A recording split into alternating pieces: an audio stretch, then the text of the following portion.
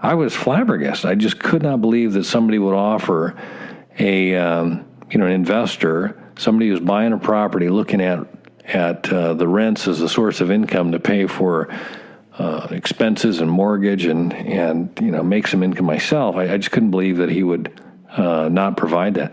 Welcome to CREPN Radio for influential commercial real estate professionals who work with investors, buyers, and sellers of commercial real estate coast to coast. Whether you're an investor, broker, lender, property manager, attorney, or accountant, we're here to learn from the experts. Welcome to Commercial Real Estate Pro Network, CREPN Radio, episode number 92. This is the podcast where we focus on investing in commercial real estate. We do this through weekly conversations with commercial real estate investors and professionals who provide their experience and insight to help you grow your real estate portfolio. Thanks for joining us. My name is J. Darren Gross. Today we're going to look at how to protect your real estate from a loss of rent. This is a real concern. All it takes is a storm or a cooking accident, and in just seconds, your property can go from an income-generating property to a smoldering pile of debris. And so we'll take a look at what you need in order to protect yourself from a loss. But first, a couple of quick things. If you're on social media, reach out and let's connect. If you're on LinkedIn, Facebook, Instagram, Twitter, and even Snapchat, look me up. You can find me at J, that's the letter J, not J-A-Y, but just J Darren, D-A-R-R-I-N, Gross, G-R-O-S-S. Also, share the show. The goal here is to learn and share. So please go ahead and share the program. And if you have any ideas for any kind of topics or guests you'd like to hear from, go ahead and let me know. I'd love to hear what your thoughts are, and because we're always looking for ideas and guests. And you can also follow the show. We're on, we've got its Twitter handle at CREPro Network. And so go ahead and check that out, and you can retweet the show. I posted it to the handle there as well. If you're on LinkedIn, be sure to join the group. It's Commercial Real Estate Pro Network. All right, enough of that. Let's get into the show. So today, I don't have a guest like normal, but I do have a couple of experiences that are recent, and I wanted to share with you because if you're buying property or working with investors and owners, this is important. And so today I wanted to talk about loss of rents. If you don't have rents, you don't have income, and possibly you could lose your property. And if you're not making income, why do real estate? So, but anyway, here's two experiences that are recent that will make this relevant, especially for anybody investing in a Class C or D property. My wife and I we recently bought an apartment building last year, and naturally, I'm an insurance broker. I quoted the insurance myself. I want to make sure I knew what it was going to cost and make sure we had the right coverage. My real estate broker at the same time said, "Hey, let me refer you to my guy." And I said, "Yeah, sure. I'm not silly. If somebody can save me some money and do it better than me, I'm happy to pay them." And so anyway, I got the quote back from the broker the insurance broker that my real estate broker referred me to. And sure enough, his number was like super low. I was like, holy crap. I mean, he's got the magic beans or something because he's figured out how to really save me some money. Well, I dug into this a little bit, and I was shocked. I was just absolutely shocked because as an insurance agent, I talk and I speak with and I meet with and this is what I do. And so when I saw his quote did not include loss of rents, I was flabbergasted. I just could not believe that somebody would offer an investor, somebody who's buying a property, looking at the rents as a source of income to pay for expenses and mortgage and make some income myself. I just couldn't believe that he would not provide that. And then to add, this property is down in Florida, and I don't know if you've heard, but Florida has these little storms called hurricanes that can turn you upside down in a hurry. And so anyway, that was the first thing that I saw, and I wanted to bring your attention to this because I know this guy, he's selling insurance to other people. And, insurance is kind of complicated. It's not the most easily understood product out there. And if you're not understanding what you're buying and the person that is explaining it to you isn't doing a good job, it wouldn't be that hard for you to end up with a policy that didn't provide you loss of rents. And so that was the first experience, is that that if you don't know about this, you could end up buying a policy that satisfies the bank or checks the box, but you could be in a world of hurt if you had a loss and you needed that income. So that's the first thing. The second one that happened was I live out here in Portland, Oregon, and we have had just a winter that just won't stop. It continues to just pour rain and the snow. I think today, as I'm recording this, it's what is today? Today's May 17th. I checked on the mountain, Mount Hood, that is, and at the base at Timberline Lodge, they've got over 180 inches of snow as of today. That's just mind blowing. But enough about that. The point that I want to bring up is that my client has got an apartment building. And this last winter, when we had all these storms blowing through, there was an evening where a storm knocked out the power to a building that he owns. And it happened right around dinner time. So the tenant was busy cooking dinner, had all the burners going on the stove, and instantly the power was out.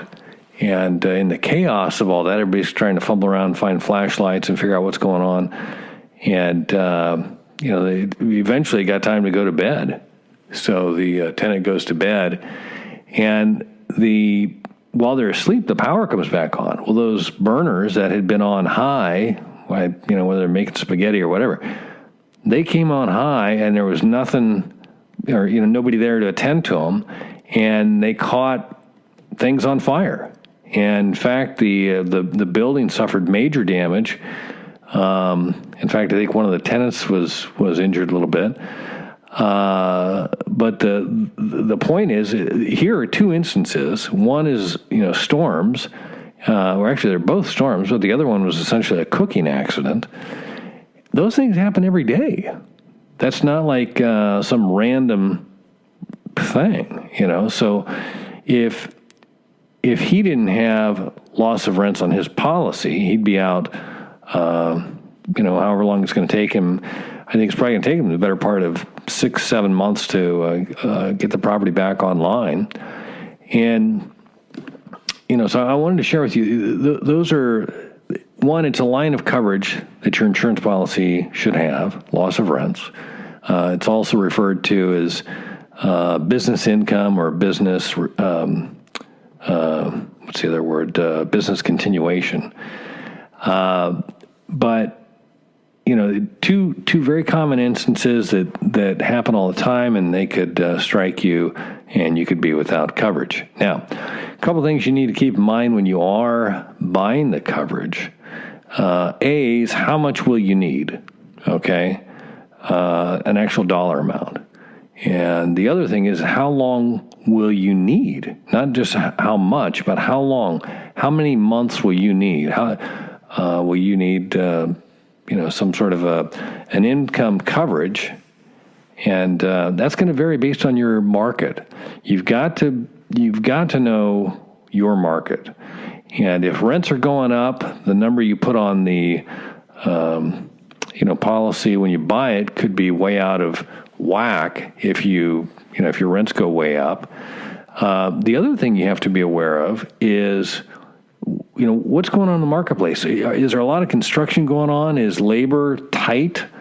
Are you going to have to get in line if a storm, knocks your property down, or you catch fire and everybody else is busy building? Are you just going to have to get in line and wait your turn to get your property rebuilt? If that's the case, you're going to need more coverage than if it was just a small kitchen fire and the market was stable and there was plenty of labor and people to help you out. So those are two things you've got to understand and kind of take a look at. The other things that I wanted to point out to you is that the coverage is offered in multiple limitations. If you're buying an A or a B property, typically you're going to be able to get what they call actual loss sustained. That's the insurance reference point, or the name of the amount of coverage you're going to get. So if you had business interruption, you could get the actual loss sustained. The limit on that's going to be 12 months typically. Okay. Now, if you're, like I said, if you're in a busy market and you need more time, you're going to need to get an extension. You're going to need to get something beyond 12 months. Now, I'm starting to see more and more companies that are offering that. I've seen 18 months is now becoming fairly common. You can also possibly get 24 months. In certain instances, if the property's large enough and the underwriter recognizes the need, you might be able to get 36 months. But the point is that if you accept just the standard that's given to you, you may be in a world of hurt if your property gets wiped out. And the other way that the coverage is offered is in an actual dollar amount. And when you have to set a dollar amount, the coverage provides for your net operating income before taxes and before income taxes, and also ongoing expenses. So you're going to have to do some calculating there. And again, if you think that a year's worth of time is enough to figure that out, then that's probably a pretty easy calculation. You take your NOI, add in those ongoing expenses, and you can set your limit. But there's two other ways that the coverage is offered. It's either with a coinsurance, where you've got to, again, have a percentage. The amount you're buying has to be within the percentage of the actual amount you need. And if you don't do that right, you could end up with less coverage than you expected.